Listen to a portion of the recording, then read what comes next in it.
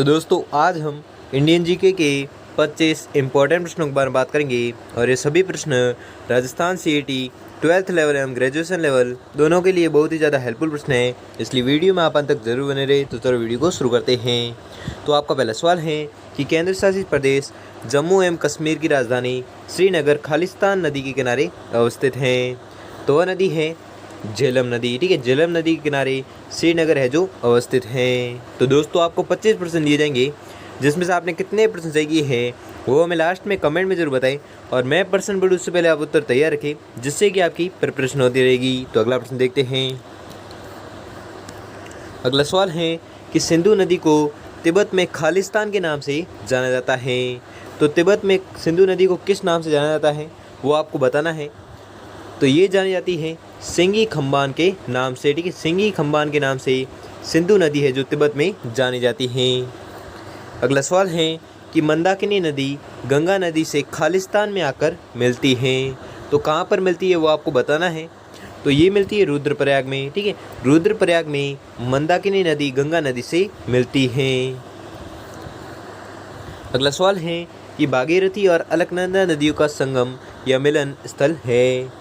तो कौन सा है? तो वह स्थल है देवप्रयाग। ठीक है, देवप्रयाग वह स्थल है जो भागीरथी और अलकनंदा नदियों का मिलन स्थल है।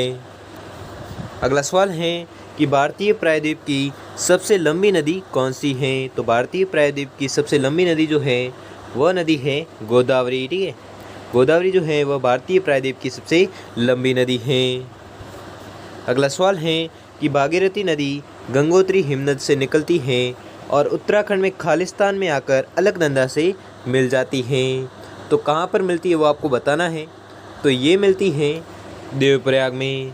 ये प्रश्न घुमाकर पूछा गया है, तो वापस से एक बार पढ़े कि भागीरथी नदी जो है वो गंगोत्री हिमनद से निकलती है और उत्तराखंड में खालिस्तान में आकर अलकनंदा से मिलती है। तो कहाँ पर मिलती है वो आपको बताना है। तो देवप्रयाग में मिलती है। कौन सी नदी मिलती है? तो भागीरथी नदी है जो मिलती है किससे? अलकनंदा से। अगला सवाल है कि भारत का दूसरा सबसे बड़ा जलप्रपात जो कावेरी नदी पर है खालिस्तान के रूप में जाना जाता है। तो किस नाम से जाना जाता है? तो ये जो जलप्रपात है ये जाना जाता है शिव समुद्रम जलप्रपात के नाम से।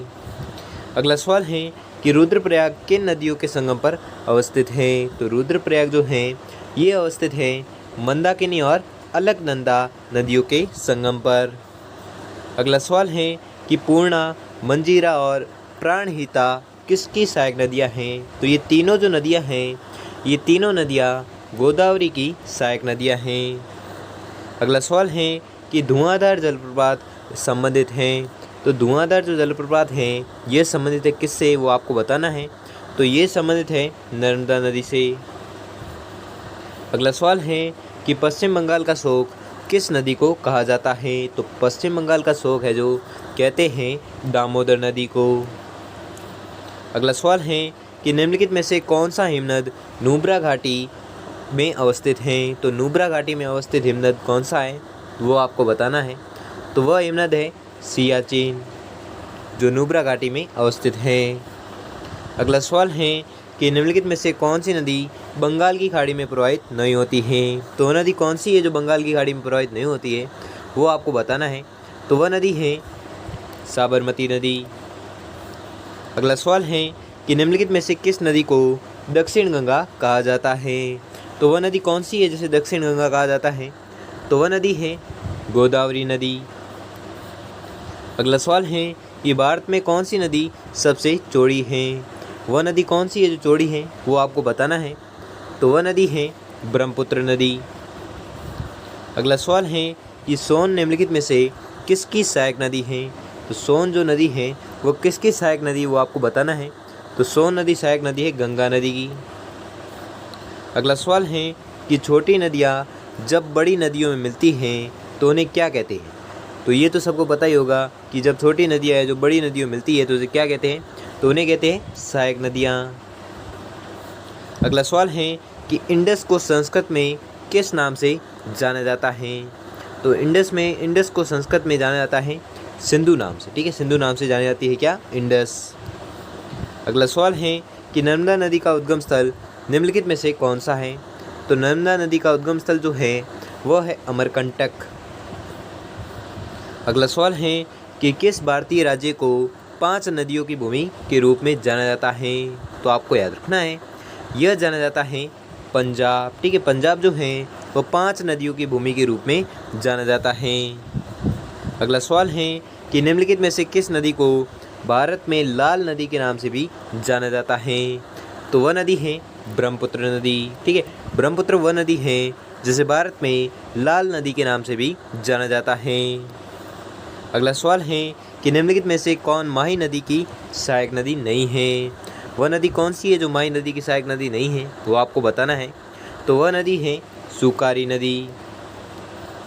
अगला सवाल है कि कुमाऊं हिमालय किन नदियों के बीच स्थित हैं? तो कुमाऊं हिमालय जो हैं ये स्थित हैं सतलुज और काली नदी के बीच में।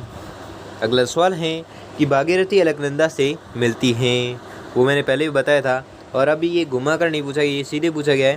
पहले घुमाकर पूछा गया था। और ये क्या है प्रश्न कि भागीरथी अलकनंदा से मिलती है, तो कहाँ पर मिलती है वो आपको बताना है। तो ये मिलती है देवप्रयाग में। अगला सवाल है कि पैनगंगा एवं वैनगंगा किस नदी की सहायक नदियाँ हैं? और ये आज का अंतिम सवाल है कि पैनगंगा एवं वैनगंगा जो है वो किस नदी की सहायक नदी है, वो आपको बताना है। तो ये सहायक नदियाँ हैं गोदावरी की। तो दोस्तों आपको 25 प्रश्न दिए थे, जिसमें से आपने कितने प्रश्न सही किए हैं वो हमें जल्दी से जल्दी कमेंट करके जरूर बताएं।